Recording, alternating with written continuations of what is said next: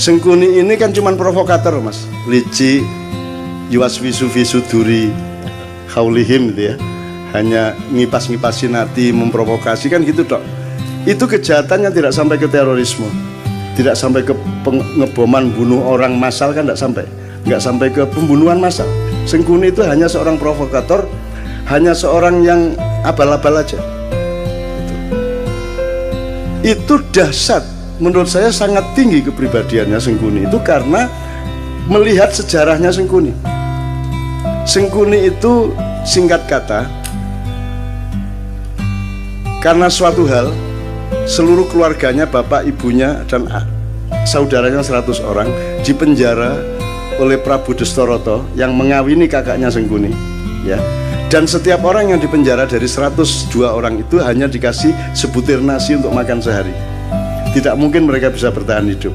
Sebutir nasi untuk makan satu orang juga tidak kenyang, tidak akan bisa bertahan hidup. Maka singkat kata mereka berdiskusi, bapaknya ambil keputusan dan disetujui bahwa di antara 101 orang ini, 102 seharusnya, tapi yang satu kan jadi permaisurinya raja yang menghukum itu, yang wajahnya ditutup sepanjang hidupnya untuk protes kepada nasibnya dan seterusnya. Diambil keputusan bahwa harus ada yang hidup di antara 101 orang. Maka yang 100 orang merelakan untuk dimakan oleh yang satu. Jadi Sengkuni itu bertahun-tahun kerjanya adalah makan saudaranya. Pokoknya sekian tahun dia di penjara, dia makan adik-adiknya sebanyak 98 orang dan bapak ibunya sebanyak 2 orang. Jadi orang dia menjadi jahat karena dia pernah dipaksa makan untuk regenerasi ini, ya, untuk regenerasi, untuk kehormatan keluarga, harus hidup. Maka cara satu-satunya untuk hidup adalah makan 98 adiknya, seperti Sumanto itu, tapi satu persatu. Mas, Anda pernah membentak ibu Anda? Kalau sampean sekali membentak ibu sampean stres enggak? Bisa enggak tidur tenang Anda? Merasa bersahnya luar biasa, baru membentak ibu. Ini makan ibunya, bapaknya dan adiknya 98 orang, terpaksa dia makan. Menurut Anda itu kejahatan apa penderitaan? Penderitaan. Dan orang yang menderita harus makan saudaranya sendiri segitu banyak dan bapak ibunya, kemudian hanya menjadi seorang provokator, hanya menjadi seorang yang licik. Itu hebat enggak dia? Seharusnya Sengkuni menjadi teroris besar, dia bunuh semua orang, betul enggak? Harusnya dia obrak-abrik itu Hastinapura, Indraprasta dan semuanya, karena dia bermaksud baik, maunya Mbak Yunya itu kawin sama Pandu, jadi, karena dia mempertimbangkan bibit, bebet, bobot, perhitungannya sangat baik untuk berkeluarga. Tapi ternyata dia dikawini oleh kakaknya yang buta itu, dan Sengkuni tidak setuju.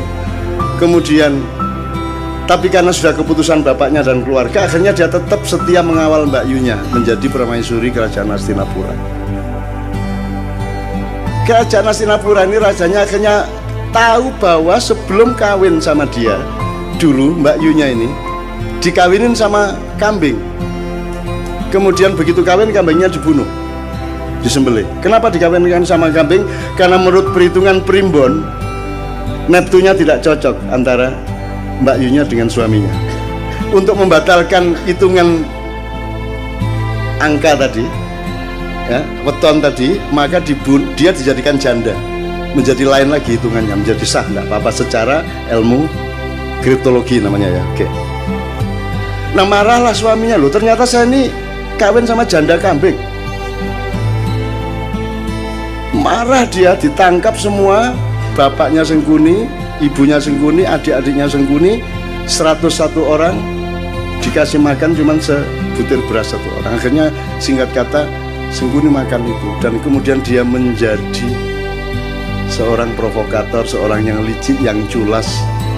Serakah enggak juga loh. Sengkuni korupsi Pak? Enggak.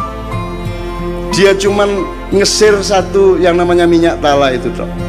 Dia rebutan minyak tala, tumpah, terus dia bergulung-gulung, sehingga dia sakti, dia tidak bisa ditembus oleh senjata apapun karena badannya sudah berlumuran minyak tala, minyak kehidupan gitu ya. Bagaimana dia bisa mati? Semar yang ngasih tahu kepada Bima, mau Bima, iku biyen pas gulung-gulung deh, lengo tolo iku silite gak kena. Jadi gulung-gulung kan tetep anusnya kan tidak kena mas, yang kena bokong itu ya, minyaknya tidak sampai masuk. Nah itu kan tidak kebal. Akhirnya sama Bima pakai kuku pancanaga disogok silite, cet mate deh. Itu. Nah teman-teman sekalian, saya yang pertanyaannya sederhana.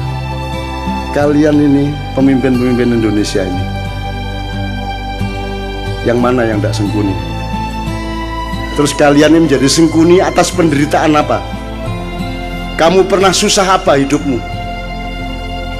Kamu pernah tidak makan? Kamu pernah makan ibumu? Kamu pernah menderita sampai seperti itu? Kamu itu atas nama penderitaan yang bagaimana sehingga kamu jahat kepada rakyat itu? Apa alasan sejarahmu? Kalau Sengkuni ada alasannya untuk jahat, meskipun kejahatan dia tidak sepadan sama sekali dengan penderitaannya. Seharusnya orang macam Sengkuni yang makan 101 keluarganya sendiri, dia dalam tanda petik berhak untuk menjadi teroris besar. Kalau dia tidak kuat, dia akan gila atau dia bunuh diri. Tapi Sengkuni sangat kuat dan sangat arif sehingga dia hanya menjadi provokator. Sementara kita dipimpin oleh Sengkuni-Sengkuni yang tidak punya alasan sejarah untuk jahat kepada rakyatnya.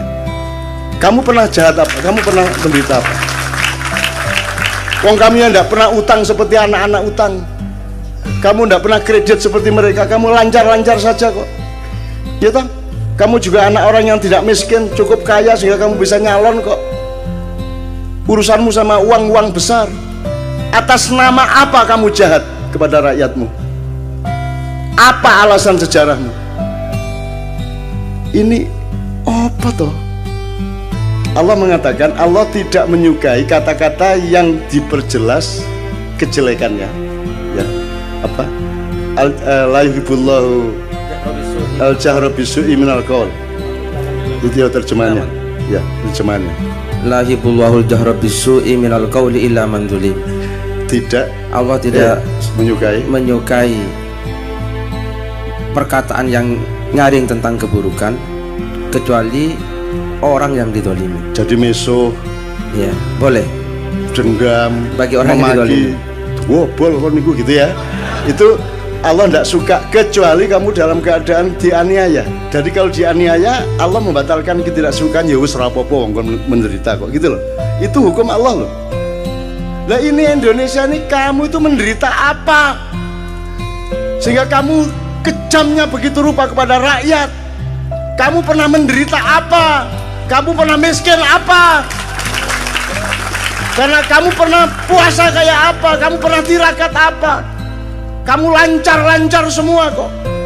Kamu bisa membayar miliaran kok jadi pejabat. Apa alasanmu untuk jahat kepada rakyat? Sengkuni saja tidak sejahat kamu, padahal dia penderitaannya ribuan kali lipat dibanding penderitaan hidupmu.